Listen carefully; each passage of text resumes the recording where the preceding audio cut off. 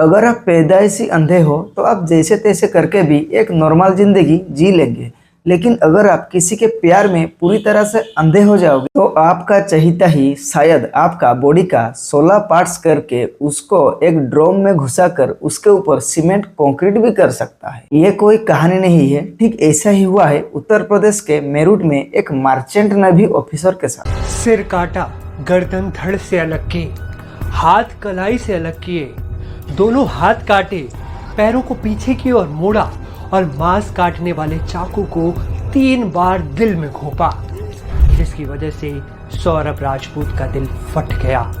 ज्यादा खून बहने, दिल फटने और सदमे की वजह से सौरभ ने तुरंत ही दम तोड़ दिया। पूरे देश में सनसनी फैलाने वाले मेरठ के सौरभ राजपूत हत्याकांड में अब पोस्टमार्टम रिपोर्ट आ गई। फिर ड्रम में छुपाने के लिए शव के टुकड़े किए गए। सौरभ का सिर काटा गया, गर्दन धड़ से अलग की गई, हाथ कलाई से अलग किए गए, दोनों हाथ काटे, पैरों को पीछे की ओर मोड़ा, शव को ड्रम में ठूसने की कोशिश की गई।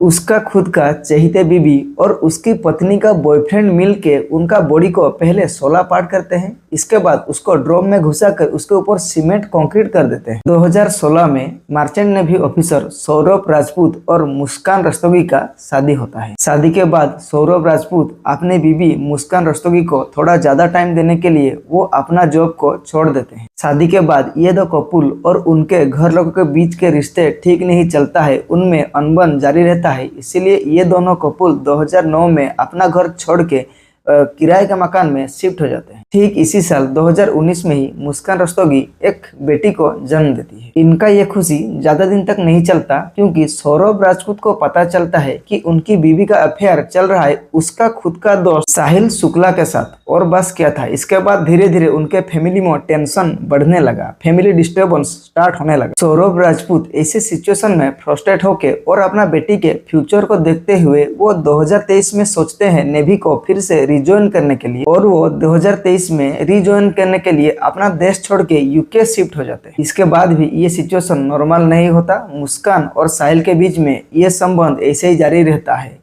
इसके बाद साल आता है 2025। फरवरी 28, 2025 को सौरभ को बेटी को 6 साल पूरे होने वाला था, इसलिए वो बर्थडे विश करने के लिए, उसको सरप्राइज देने के लिए यूके से फिर इंडिया वापस आता है। इसी पर्टिकुलर पॉइंट तक साहिल और मुस्कान सौरभ का मर्डर प्लानिंग ऑलरेडी कर चुके थे। मार्च 4, 2025 को मुस्कान और साहिल मिलके अपने प्री प्लान को एग्जीक्यूट करते हैं सौरभ को मर्डर करके। सौरभ को मर्डर को आसान बनाने के लिए मुस्कान उसको खाने में सेडेटिव नशीले पदार्थ उसको खाने में मिला कर देती है। इसके बाद साहिल और मुस्कान मिलके चाकू से सौरभ के बॉडी को 16 पार्ट में काटते हैं, उसको एक ड्रम में पैक करते हैं, और ड्रम में पैक करने के बाद वो पुलिस से ना पकड़ा जाए इसलिए वो ड्रम के ऊपर सीमेंट का कंक्रीट कर देते हैं। जैसे ही सौरभ उस एरिया में कुछ दिन तक नहीं दिखे तो पड़ोसी लोग पूछने लगे सौरभ के बारे में, तो इसको वो डाइवर्ट करने के लिए मुस्कान बोल देती थी कि सौरभ किसी एक हिल स्टेशन को विजिट करने के लिए गया है। इसी को शक ना हो इसलिए मुस्कान और साहिल ये दोनों भी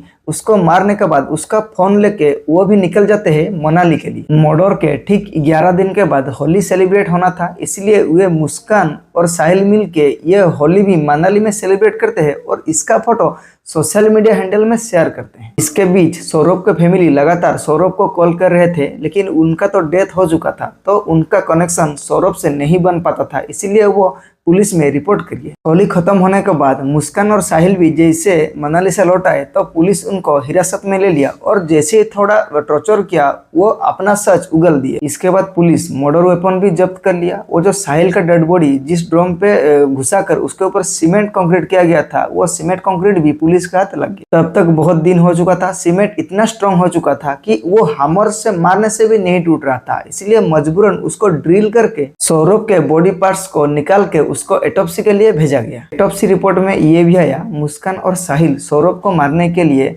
वो छुरा से उसका दिल में 3 बार गहरी चोट किया था। ऐसे काम एक नॉर्मल इंसान नहीं कर सकता, ऐसा काम वही कर सकता है जो कि नशा लेता हो। मुस्कान का बॉयफ्रेंड ही ओनली नशा नहीं लेता था, यहाँ मुस्कान भी खुद नशा लेती थी, वो भी बार बार फ्रिक्वेंटली वो हेवी नशा कंज्यूम करते थे। वो दोनों कंटिन्यूसली अल्कोहल कंज्यूम करते थे, ड्रग्स लेते थे, मॉर्फिन का ड्रग्स लेते थे। वो इतना नशे लेते थे कि अभी पकड़ जाने के बाद वो जब भी जेल में है तो वो जेल में खाना भी नहीं खा रहे हैं, वो खाना पीना छोड़ के वो सिर्फ ड्रग्स ही मांग रहे हैं, लेकिन जेल में तो ड्रग्स मिलना नामुमकिन है। इसीलिए अभी उनका जिंदगी बहुत मुश्किल से गुजर रहा है। जो भी कंटिन्यूसली ड्रग कंज्यूम करता है उसको ऐसे अगर इंस्टेंटली ड्रग्स छोड़ना पड़े, वो ड्रग्स के लिए पागल हो जाएगा। उसका हाथ पैर, उसका बॉडी ठीक से फंक्शन नहीं करेगा। इसमें कुछ भी छुपा नहीं है। अभी साहिल और मुस्कान का तो बचना मुश्किल है। इन दोनों को तो कड़ी से कड़ी सजा जरूर मिलेगी। अभी हम थोड़ा इस सिचुएशन को अपने हिसाब से एनालाइज करते हैं। शादी के बाद ही सौरभ अपने बीवी के लिए थोड़ा ज्यादा ही पागल था, इसलिए वो अपना जॉब भी छोड़ दिया मुस्कान को थोड़ा ज्यादा टाइम देने के लिए। इससे पता चलता है कि ऑलरेडी सौरभ मुस्कान को बहुत चाहता था। आप किसी को भी चाहो ठीक है, लेकिन एक लिमिट तक चाहो। अपना पर्सनल लाइफ प्रोफेशनल लाइफ अलग रखो। आप अपने पर्सनल लाइफ के लिए आप प्रोफेशनल लाइफ को कैसे छोड़ सकते? थोड़े ही अपने बीवी के लिए अपना इतने well established high professional job को छोड़ दोगे? सौरभ से गलती का शुरुआत तो शायद उसी टाइम से ही हुआ। इसके बाद आता है मुस्कान और साहिल का रिलेशनशिप। देखो आजकल टाइम ऐसा चल रहा है, कोई किससे भी जुड़ रहा है, कुछ कंफर्म नहीं है कहाँ किससे कौन अफेयर कर रहा है। अफेयर तो बहुत है, लेकिन ये अफेयर एक सर्टेन लिमिट तक ही रहता है। ये अफेयर तब प्रॉब्लम होता है जब अफेयर के चलते ऐसे मर्डर का सोच जहन में आता है। सौरभ भी इस बात से अनजान था कि आखिर इन दोनों का रिलेशन कितना डेंजरस हो सकता है उसका जान के लिए। अगर थोड़ा अंदाजा लगा लेता, इन दोनों का रिलेशनशिप टॉक्सिक के बारे में थोड़ा जान जाता, तो थोड़ा ही उसका जान ऐसे ही जाता। कहीं ना कहीं मुस्कान के ऊपर तो अभी भी वो बहुत भरोसा करता था। अपना आंख और कान खुले रखो, क्योंकि कोई एक कदम नीचे गिर सकता है, वो 10 कदम भी नीचे जा सकता। सौरभ से तो गलती का शुरुआत तब हो चुका था जब वो अपने बीवी के लिए अपना घर छोड़ दिया, अपना माँ बाप को ही छोड़ दिया। मुस्कान और साहिल के रिलेशनशिप के बारे में हम क्या ही बात करें।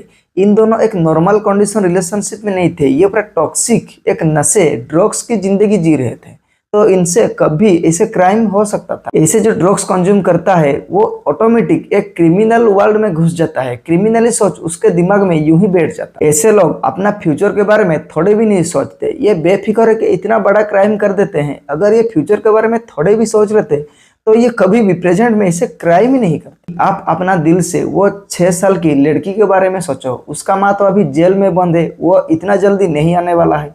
उसका बाप को तो मार दिया गया। उसका जिंदगी अभी कैसे जा रहा होगा? ये ड्रग्स का चक्कर, ये रिलेशनशिप का चक्कर पूरा दुनिया का ही उजाड़ देता है। सब कुछ एक लिमिट तक ही सही है। लिमिट के ऊपर जो जाएगा तो ऐसे कांड होते ही रहेगा। ऐसे मर्डर हमारे देश में रुकने वाला नहीं है। हमारे देश में जितना साहिल है उतना मुस्कान भी है और उतना इनोसेंट सौरभ भी है। अपना सिचुएशन का अभी से अंदाजा लगाओ। अपने फ्यूचर के बारे में सोचो। सावधान रहो, सतर्क रहो।